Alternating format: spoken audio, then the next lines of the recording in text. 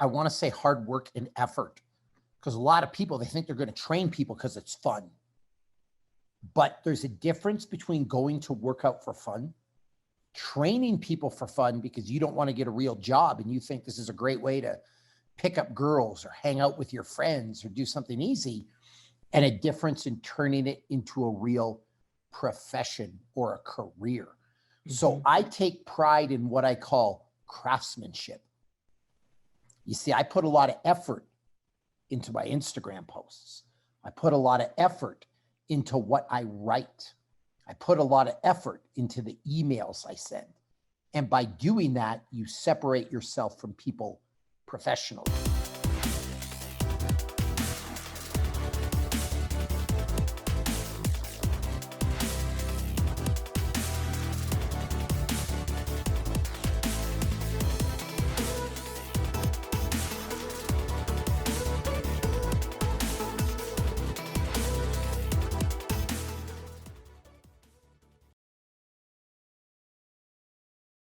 Hey, and welcome to True Grit and Grace. I'm Amberly Lago, and I've been really excited about today's guest. I have Bobby Maximus here with us. He is a former UFC fighter. I'm smiling because I edited his name a little bit. He's a former UFC fighter, police officer. He's a strength and conditioning coach. He's featured in Men's Health all the time. He's known for saying some really outrageous, if I might say, things, but I love him because he keeps it real. He is 240 pounds of pure muscle, here to keep it real with us. I really think, how he has transformed his life is going to inspire you and what he does for others. So, Bobby, welcome to the show. I'm so happy you're here. Thank you. And I really appreciate that. Might be the best podcast intro of all time. When someone refers to me as 240 pounds of pure muscle, we're off to the right foot already. So you put me in a great mood. Yeah, well, you are, you know what? And I think that we originally met on Instagram. Yes. Maybe it was because of Bedros, or I don't know. It was actually a combination. We have some mutual friends.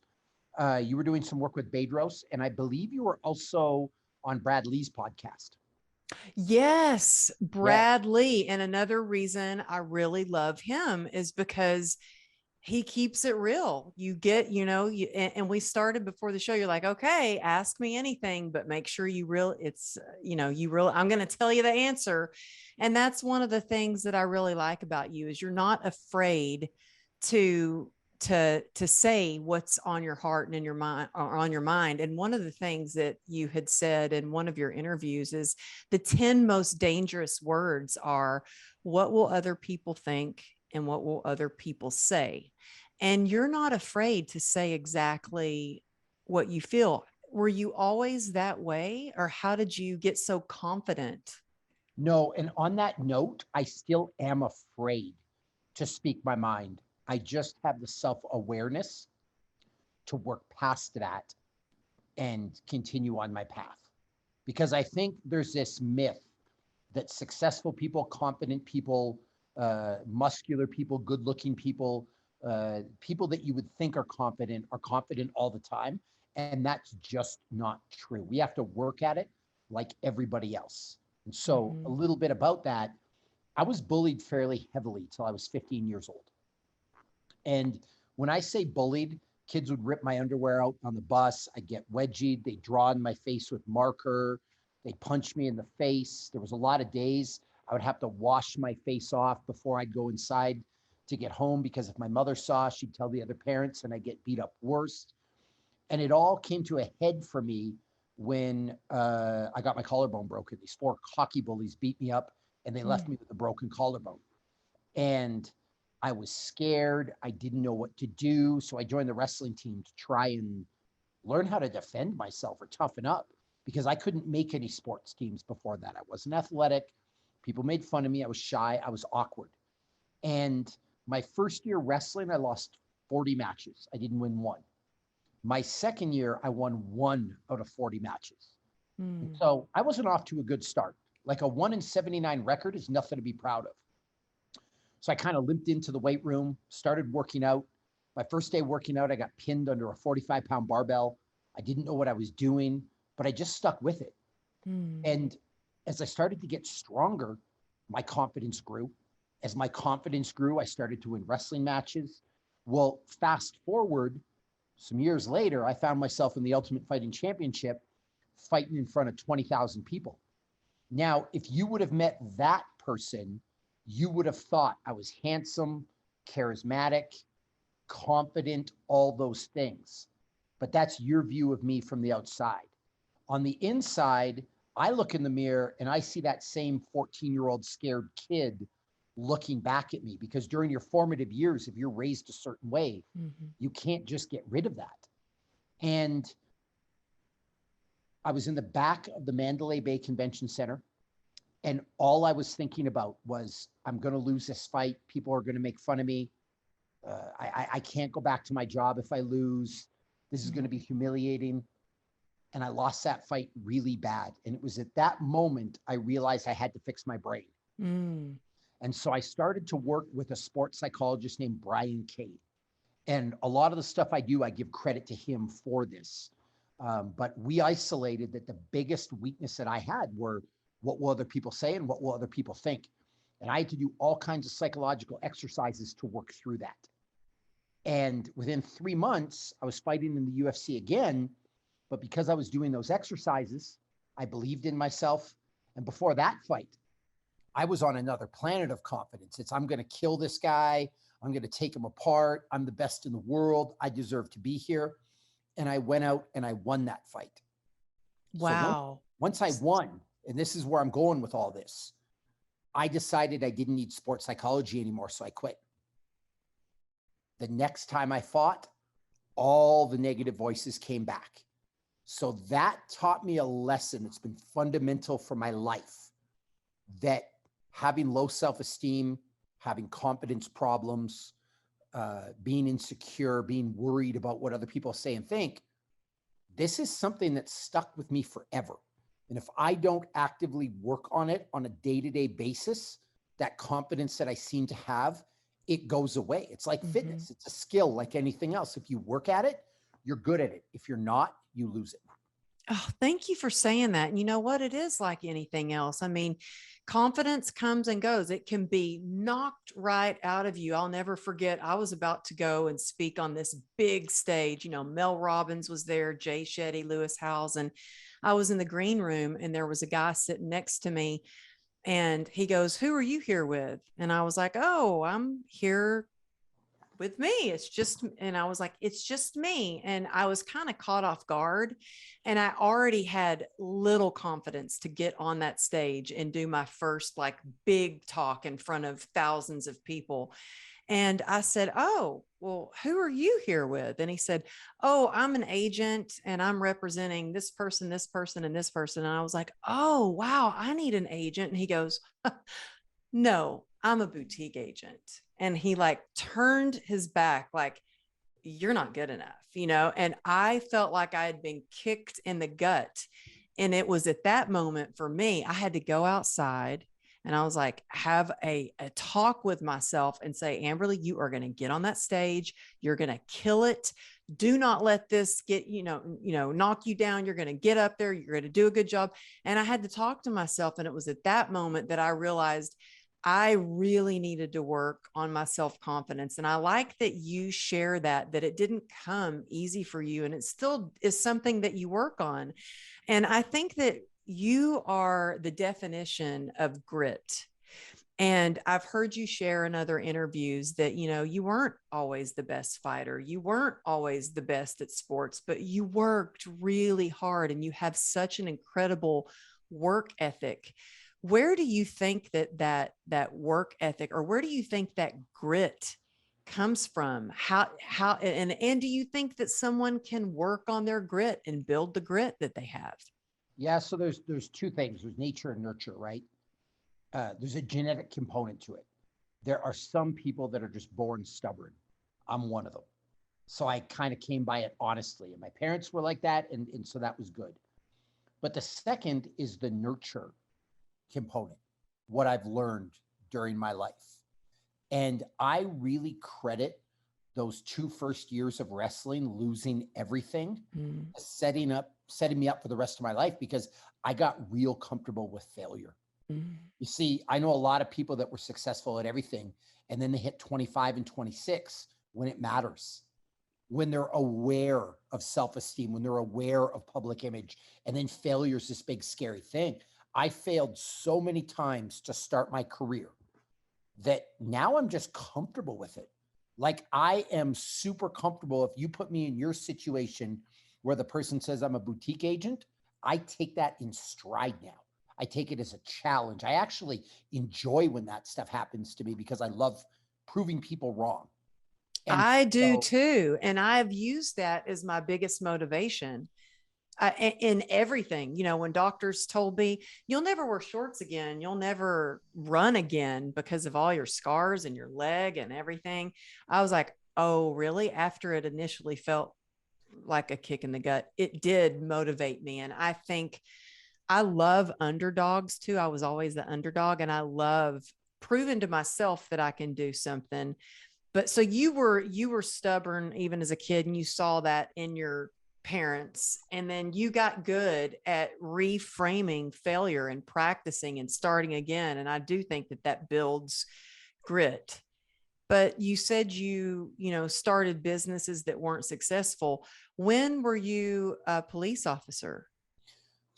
I'll back up a little bit. I went to university and I went to the University of Western Ontario. This is after high school when I got good at wrestling. And I was on the wrestling team and I got a degree in English, a full degree in psychology. And then I ended up with a Bachelor of Education. And so I've got 3 full university degrees.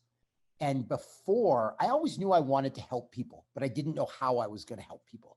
I really think that that's how you leave your mark on the world. It doesn't matter how much money you have. It doesn't matter like your experiences. It's how did you make the world a better place? And I had 2 parents that were always, we didn't grow up with much, but they would bend over backwards to help people in need. And so Mhm. that's always been a part of who I am. And I kind of thought I wanted to teach, and that's how I was going to help people. So I actually, for a little bit, taught grade 4 and taught kindergarten. You did? Yeah. And teaching broke my heart Oh, you're kidding. because I'm a protector by nature. And it was really hard to see a kid with 2 shithead parents Oh, and not be able to do what was necessary to protect them. And so I actually found it really emotionally difficult to teach.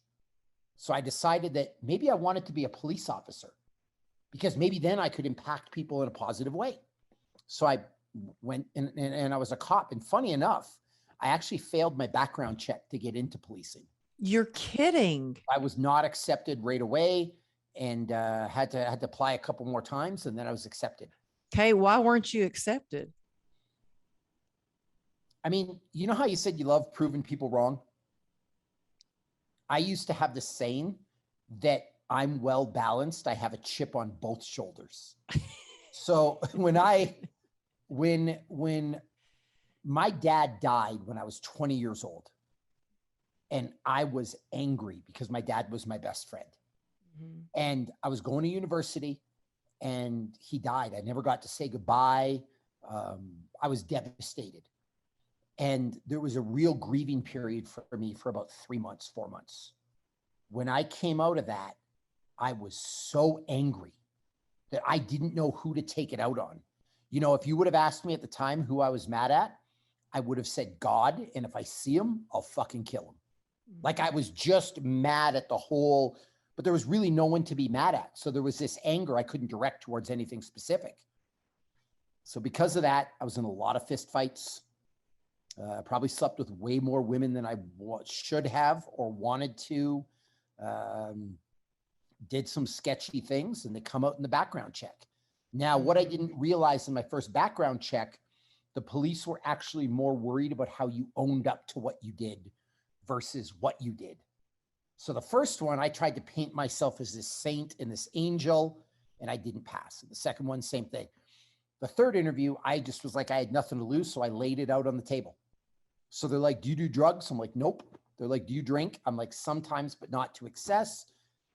They're like, sounds like you're a pretty straight guy. Do you have behavioral problems? And I'm like, I fuck a lot of girls and punch a lot of people in the face. They were like, all right. Is that something you're proud of? I'm like, nope. I was in way too many street fights. It was the wrong thing to do. And I passed. Wow. I can't. A police officer. Well, do you think it'd be different nowadays though, if because of what's God, I'm gone so on? happy I didn't grow up in the age of social media. I'd be Oh, yeah. But also, you know, my husband's a retired lieutenant commander with the California Highway Patrol. And back in the day, he was even on, we were watching home videos the other day. We still had videos of when he was on the real stories of the Highway Patrol. And they would follow him around with a camera and while he would pull over people and stuff. And back in when I met my husband, oh gosh, like 17 years ago, it was a very respectable thing to be a police officer or a cop. And now it's kind of crazy. We were just on vacation and he came into the water. He had been talking to some people on the beach and I was getting out of the ocean and he goes, whatever you do, just don't tell them that I used to be a cop. And I'm like, what? And it's like, he didn't want to tell people he's a cop. He doesn't want the judgment. He doesn't want, have you gotten a lot of judgment, or do you see a difference nowadays with what happened especially with everything in 2020 about? No, but I have a different view of policing. So I'm pretty down the middle with this, and a lot of people have a hard time with me because I'm not left and I'm not right. I'm not Republican. I'm not Democratic. I grew up Canadian. So I didn't grow up with the political affiliations that generally Americans do. Like what I see down here is if you were born into a Republican family, you're Republican for life. If you were born into Democrat family, you're Democratic for life. And so I'm not one to think the police need to be defunded. I'm not one to think that all police officers are bad. Mm-hmm. But at the same time, I'm also aware enough to realize there needs to be a major restructuring in policing. Mm-hmm. And there needs to be more oversight. And frankly, police, it's not defunding. Police need to be paid a lot more. Mm-hmm. So let me tell you about Canada. Right now, a first-class officer in Canada makes over $100,000. That's a six-figure salary. They also get full benefits, full medical, full pension, full everything. Question, you have $100,000 to pay an employee or $32,000 to pay an employee, like cops make in the States. What quality of employee is generally going to be better? The 100, you're going to get a way better pool of applicants, right? Mm-hmm. And then the other thing is when you are making that money, you don't want to screw up or mess around, or because you don't want to lose that money. You take your job a lot more seriously. You don't want to lose it. And so I really looked at policing as professional. So despite the fact before policing, I had some suspect behavior stuff. In 5 years policing, I never had one racial complaint. I didn't get in that much trouble. Like I took it seriously because it was a serious job. It was an actual profession. You say, profession. And that's how it was when my husband was working. It was a profession and he really took it seriously. I mean, it took years of us, a couple of years of us dating before I could see him in public in his uniform and like hug him. He would be like, oh, no, don't come near me. I'm in my uniform. Yep. So I wish guys like that were paid a lot more down here because we get a lot better employees.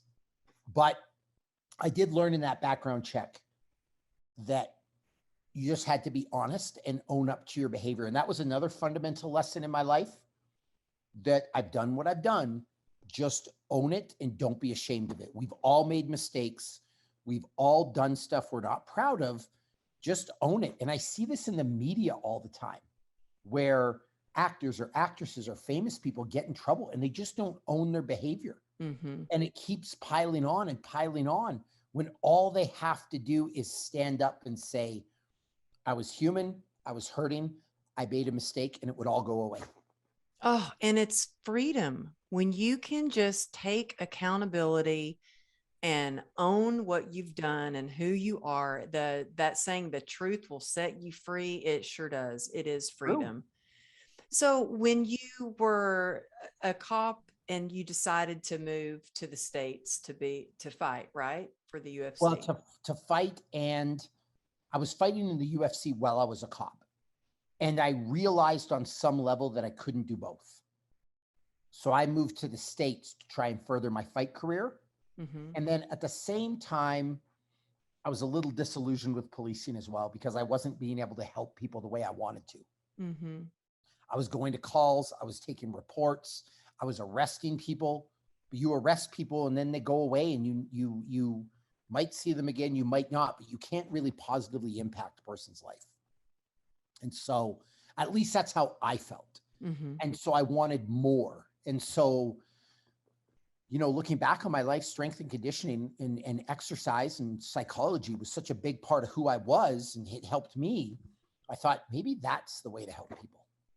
Yeah. Well, you've got multiple power endurance world records that you've set, and you're constantly featured in the media for all that you do. And you really live the lifestyle and set an example for I've seen you and your son working out on social media, and fitness really changed my life as well. I feel like it was a real blessing for me getting in this motorcycle accident, having fitness. That was what really pulled me out.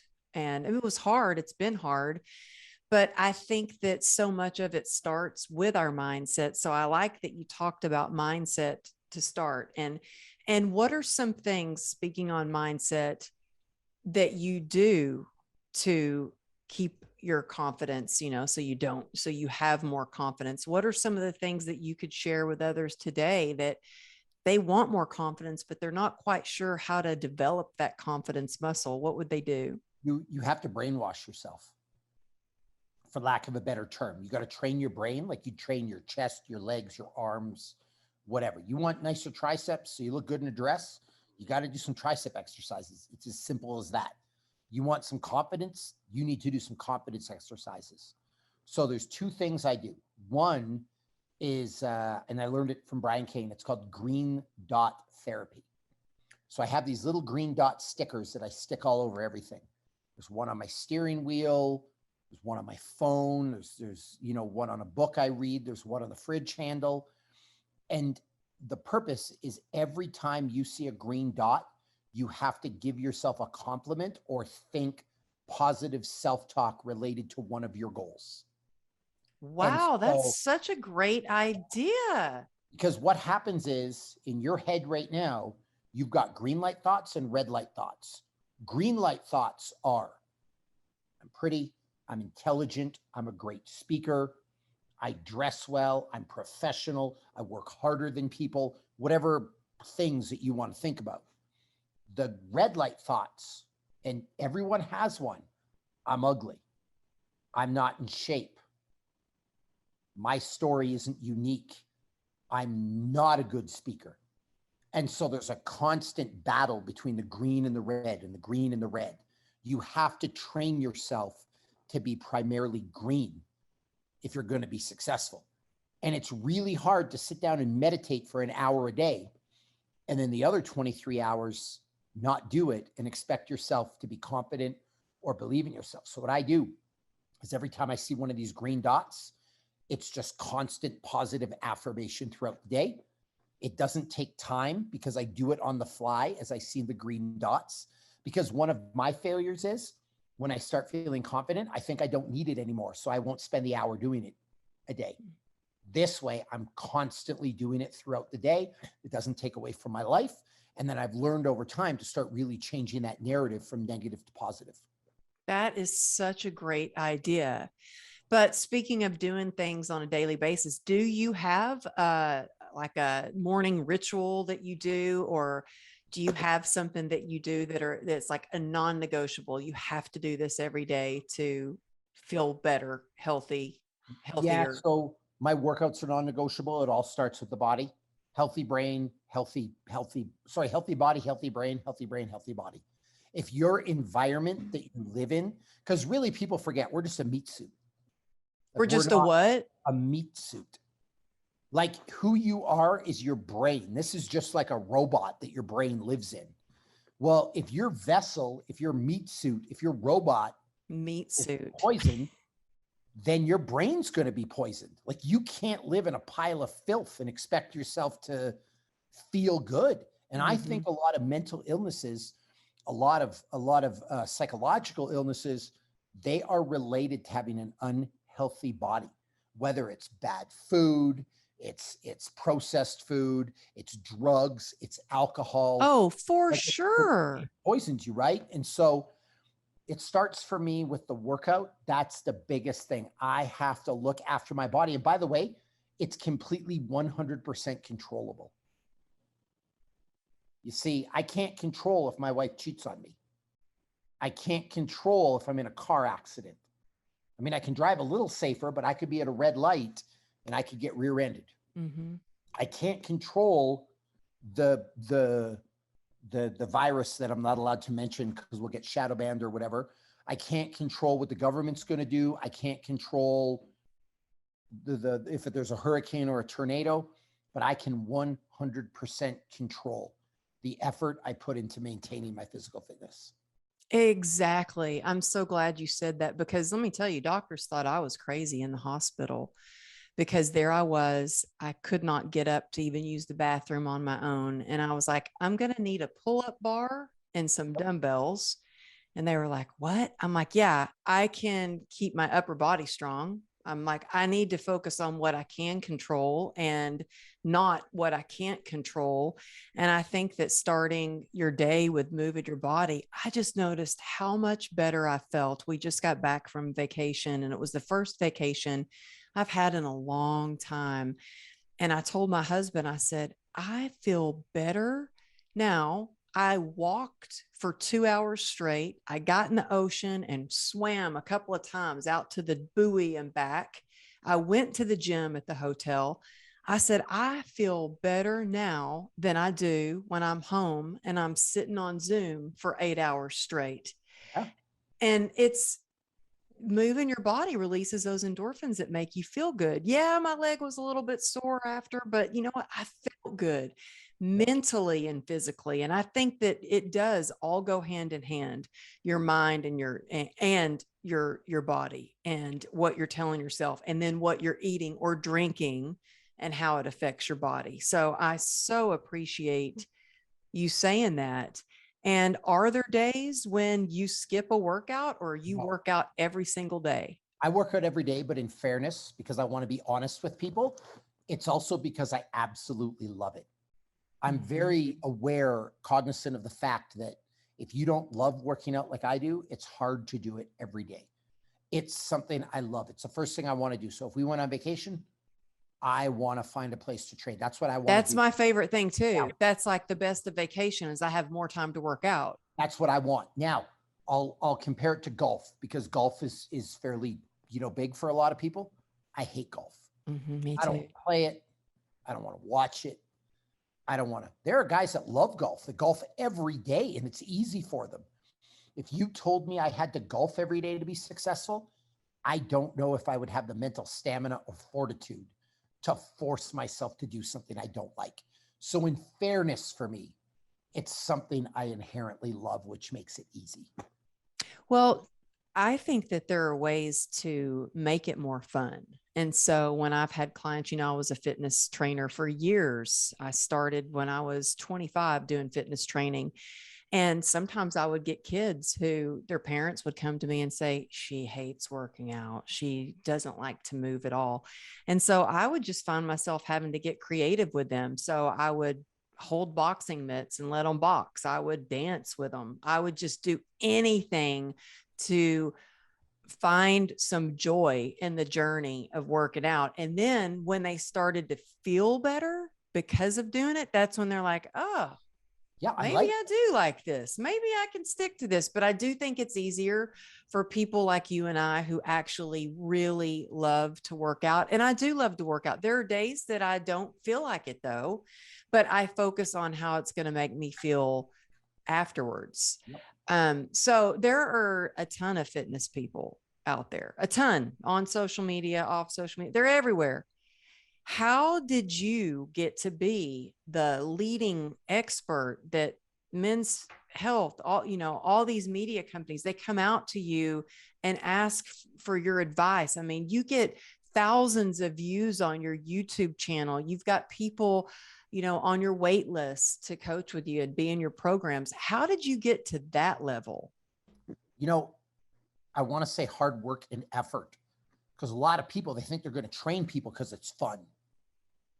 But there's a difference between going to work out for fun, training people for fun because you don't want to get a real job and you think this is a great way to pick up girls or hang out with your friends or do something easy, and a difference in turning it into a real profession or a career. Mm-hmm. So I take pride in what I call craftsmanship.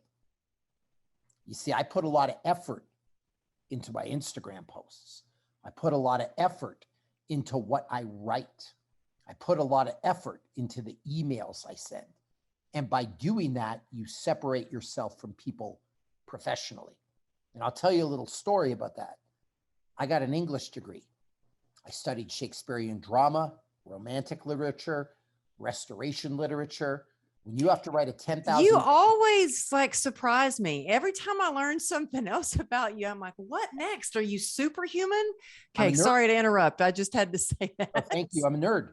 But when you have to write a 10,000 word dissertation on Paradise Lost, on Aphra Behn, who, by the way, is the first female playwright. She's credited as that. The Rover. You've got to do something on Dante's Inferno. You've got to study the Bible. You've got to study history. You've got to study art. You develop a certain skill set. And so think about this. You're an editor for Men's Health. You ask me to write an article. You get that article back and it's perfect. You don't have to edit it. You don't have to look it over. You can not even look at it and pop it on the website, and you're getting industry grade professional article. There are other trainers who write their article and there are fucking spelling mistakes in it. Their punctuation is trash. It doesn't flow. They don't even know what syntax is or grammar. Well, if you're the editor and that person's making you work harder, or I make your job easier, who are you going to call for articles? Yes, that's such a key point. And I'm invited back to speak for certain events and companies because I go in and I'm like, I am going to make this the best experience. I'm going to put all my effort and all my work into making this such a great experience, not just for the people who have hired me to be here. If they want me to show up early, I'm going to show up early. If they want me to stay extra, I'm going to stay extra. And I put in, because I love doing it also, but then I get asked back because they know I'm gonna share the experience. You and I learned these things early on in life. You be professional, you smile, you say thank you, you be gracious, you don't complain. If someone asks you to be there, you be there. Even something as simple as helping clean up. I'm there as the talent, and I am not above helping somebody carry something or asking what more I can do. And I just call that professionalism. So if you're professional across the board, you start to get, it doesn't work. It's not you can't be professional for a day. You can't be for a week. You can't be for a month. But over the years, you start to build a reputation. People like you, and not because they like your face or because you're more popular. They like you because you work hard and you make their job easier. You become useful. And so by doing that, I think I've separated myself from a lot of other people who aren't willing to do those things. Mm-hmm. Do you think a lot of that is how you were raised? A lot of people that I've met from Canada. In fact, I can say that there's not one person that I've met from Canada that I don't just love. I love every single person I've ever met from Canada. The people that I've met seem like they're very similar to how I was raised in Texas, where when you tell somebody you're going to do something, you do it and you show up. A handshake goes a long way and your word is everything. Yeah. And if you fuck up, you say sorry. Yes. Rectify it, right? Because you're going to screw up. But I wouldn't classify that as Canadian as a whole. It depends where you're from. I'm from a town of 1,800 people. My house growing up was, 700 square feet, maybe. I could go buy the house I lived in for $59,000 right now. My parents didn't have a ton. My mom was a nurse. My dad worked on the railway. I am blue collar, hard work through and through. It's taken you far. There's nothing entitled about me. So if you have me at an event and you put me in the Four Seasons, I am grateful as fuck. You put me in the Red Roof Inn, I'm okay with it. I'm not a diva. I don't need to be babysat. I don't expect to be treated special. And so that stuff has really, really helped me. So I'd say that's something just the way I was raised. It's interesting. That made me think I'm doing an event in October, and the organizer called and said, we're so sorry. We have to move you. You're staying an extra day, and they didn't have availability in the hotel. Would you be okay staying in this other hotel? And I'm like, yeah, I'm fine. I just need a bed or a couch to stay on. I'm good. And it was interesting. I had my speaker. I finally do have a speaker agent. It's interesting. And I love her. And she said, well, I'm getting you ready for this next event. Are there any requests that you have for the green room? And I'm like, what do you mean? She goes, would you want water? What kind of water? I'm like, I don't care. I don't need water. I can bring my own water. They're like, no, do you need like a special type of food? And I'm like, no, I don't need anything. Like I don't really need anything. I'm just happy to be there, but it was very interesting because I guess a lot of people are like, yes, I only want red M&Ms, or I only want Evian water or whatever. I'm just like, I am just grateful to be there, Yep. And that's like, it's funny you say red M&Ms because apparently there's this Mariah Carey thing that she wants only green M&Ms. Oh, well, see, there you go. But I like to look at myself as I'm not Mariah Carey yet. Like literally that woman has one of the highest octaves on the planet. She is as successful as you can be in the music industry. So maybe she's earned that right. I always want to keep the attitude that I haven't yet. So that helps me be successful as well. Wow. I like that. I love that. Well, so now you're doing articles for Men's Health, and you're making it easy for them everywhere you go. You set such an example of grit and endurance. And I just saw your little one run by. Is that your son? Yeah. So my wife's away all day. I have the kids. I think, a fair amount. Like I'm with them all day Monday. I'm with them Tuesday all afternoon. I'm with them all day Wednesday, most of the day Thursday. Like I'm a full-time dad in addition to my job. So I'm doing all this stuff while watching the kids and doing my thing. Well, do you think that having kids really changed your life from having the two chips on your shoulder to kind of balancing the anger and grief out a little bit more and changing your life? Do you think it was your kids that did that? Yeah, I credit my 12-year-old for that because when I had him, I realized that I was probably too angry and he deserved a better life than to be raised with a dad who was angry. So I let it all go. Well, you say let it all go, someone that's holding on to a lot of anger. Like I remember after my motorcycle accident, my husband was angry. I mean, it was embarrassing to me how angry he was actually, because it was like in the hospital causing a scene. It was, where that person who hit her, he's going to pay for this. He was very angry. And he eventually let it go. I'm not sure exactly. I think time helped with that. Do you think there are ways that you can do, because I know you've worked a lot with your mindset, to help let go of anger? Because I know when you're really angry about something, it's hard to let it go. Are there ways? Sorry to cut you off. I wish I had advice for that. When I looked into that little dude's eyes, I was done being angry. Oh. It was just that simple. And you hear about that. Like you can't understand what it's like to love a child if you don't have one. I told my husband that when we got married, because I had a daughter from my previous marriage. And when I met him and I was pregnant, I said, you could never imagine how much you're going to love this child. And I'll never forget when she was born, I saw him cry for the first time. He just looked at her and cried. And it was this big, tough guy. He's probably about the same height as you, probably about the same weight, crying in the hospital. And he is the best dad. And I feel grateful because you know, get to be married to somebody who's such an incredible dad and would do anything for our child. And I see the kind of dad you are just from on social media, what you do with your son and how you work out together. And so do y'all work out together a lot? Kind of. I don't force them to do anything because I think they're too young for that. Not too young to work out, too young to be on a program and deal with that kind of stress. I don't think kids should have stuff beaten into them. Mm-hmm. And I don't mean literally beaten. It's a figure of speech. Mm-hmm. I think they should be exposed to it and learn by watching what you do.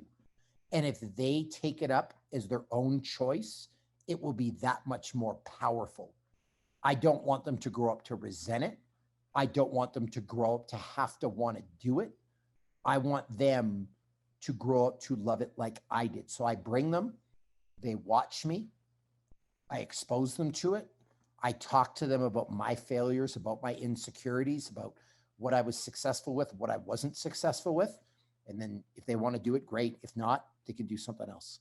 Doesn't it just melt your heart though, when you see them doing the positive things that you're like, I didn't even tell them to do that. Look at him. Cause I walked in my daughter's room last night and she was sitting on her bed with a face mask on and a robe, reading a book, looking at her fish aquarium. And like at the same time, she got a new fish. So I'm like, oh my gosh, she's doing self-care. She's reading a book by my friend John Gordon called The Positive Dog about how to have a positive mindset. I was like, oh my gosh, this is amazing. I was like, I'm so proud of you right now. And so, yeah, it makes you proud as a parent to see that. Well, so if people want to, they're like, oh, I'm sick and tired of being sick and tired. I want to look like Bobby Maximus. I want to feel better. I want to have energy. I want to love working out. Where can I start? How can I start working with Bobby Maximus? There's a couple of ways. One, just type Bobby Maximus into anything. That's the beauty of today's society. You don't need my website. You don't need my email. If you go to Twitter, Instagram, Google, and just type in Bobby Maximus, you'll find me. I ain't hard to find. So that's a good thing. The second way, but I don't recommend this, go in your bathroom at midnight, turn the lights off, and say Bobby Maximus 5 times. But I can't be responsible for what happens to you when that goes down. Oh my gosh, you're hilarious. Oh my God, you are so funny. Well, I know that you have some programs. Do you have a mastermind too, or is it? No, I don't. It's something I probably should develop, but I love it. It is my favorite thing that I do in my business is my mastermind. It brings me so much joy. And I think it's because like you, I think one of the reasons I got into fitness was like, how can I help people? And so when I couldn't train the way that I wanted to again after my accident, I mean, I could, but I would pay for it. The price I paid was heavy with pain after being on my feet and stuff all day. I thought, well, how can I still help people? And I love helping people. So yeah, it might be a fun thing to do. My program's generally one-on-one. People pay me for a 12-week internship, if you will. We talk on the phone every week, one-on-one. I write custom programming for people. We do custom psychological exercises. And that's kind of my version of it. And I have about 20 people I deal with on a regular basis, and some leave and some come back, and some have been with me for 11 years. That's my version of it. But my next step is to do something where I could have 30 people on a call a week, or 40 people, where we can all interact with each other. So I think that's a great idea. Yeah. Yeah. It's so much fun. Well, I tell you what, you put a smile on my face so many times when out of the blue, I'll just get some crazy text message from you. And I've been looking forward to having you on the show. Just your work ethic, your grit, and how honest you are. about sharing your whole experience. It's amazing. You're amazing. And you really show that hard work does pay off. It might not, be necessarily about talent. It just reframing failure, working your butt off to get to where you want to go and believing in yourself, and that anybody is capable of being confident and resilient with a little bit of work. So thank you for being here. Thanks for spending some time sharing and pouring into the audience. And you guys reach out to Bobby Maximus, follow him on Instagram. You can see some of the behind the scenes, and he says some pretty crazy stuff. I feel like you didn't say so many F-bombs on this show today, but you say some pretty crazy stuff. So go check him out on Instagram. I try to, when I'm on podcasts, to edit myself a little bit. Do you know what I mean? Like, yeah, the swearing's not necessarily authentic or unauthentic to who I am. I say it when it feels right. But sometimes from a literary perspective, you can use it, especially with Instagram, you can use it as a point of emphasis. Do you know what I mean? It's a different style of writing. So you can use it as a point of emphasis. Yeah. But also, like you said, you said you can't say what kind of virus, because you might get shadow banned or something. How crazy is that? Yeah. And that's troublesome for me, because we've entered an age where, listen, you're entitled to your beliefs, but I am thoroughly disgusted with the backlash, the oversight, the micromanaging of social media. If you look on somebody's Instagram or you look on Facebook and you really think that's the truth, you really think that's the news, you really think, you've got the problem. It's not Instagram or Facebook. Mm-hmm. It's kind of like, and listen, I think Joe Rogan's brilliant. I love his show. I think he's great. But let's get one thing straight.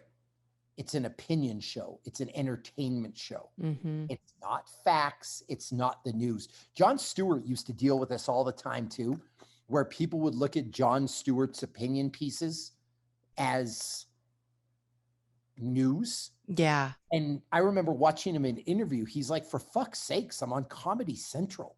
Like, what did you think this was? Do you know what I mean? Yeah. But it's sad that we live in a world where Facebook and Instagram have to try and decide, or Congress tries to decide what Facebook can post, what they can. It's crazy. No, guys, it's opinion. That's all it is. And I don't understand why the average human doesn't know that or realize it. Yeah, it's pretty crazy. And, and I know a lot of people that's where they get their news is through social media. The other one that bugs me is with CNN and Fox, and they're both guilty of it. If you watch Fox News, it's fairly impartial. If you watch CNN News, it's fairly impartial. But something happens at 6 or 7 o'clock at night. Chris Cuomo comes on the one network, and then Tucker Carlson comes on in the other. And it's not news anymore. It's news entertainment. But it's on the same channel. It has the same set and the same graphics. And so people look at it as factual. Isn't that interesting? I never thought of it like that. But it's the people that are the problem. I'm well aware that Tucker Carlson just says stuff to fire people up. I'm also equally aware that Chris Cuomo does. And I'm not saying it's wrong or right, but it's news entertainment. Mm-hmm. It's not the news. Hey, buddy, say hi. Hi. Jack, say hi to my friend. Hey. Hi, cutie. How old are you? How old are you? 4. 4. He's my So special guy. sweet. What do you need, buddy? It's the one, picture of snake. Yeah, I'll come help you in a minute. Oh, I'm going to let you go. You get back to those kiddos. Stay there, Thank guys. you. It's so good to see you. Thank you so much. Thank you. And there we go. That was good. Thank you.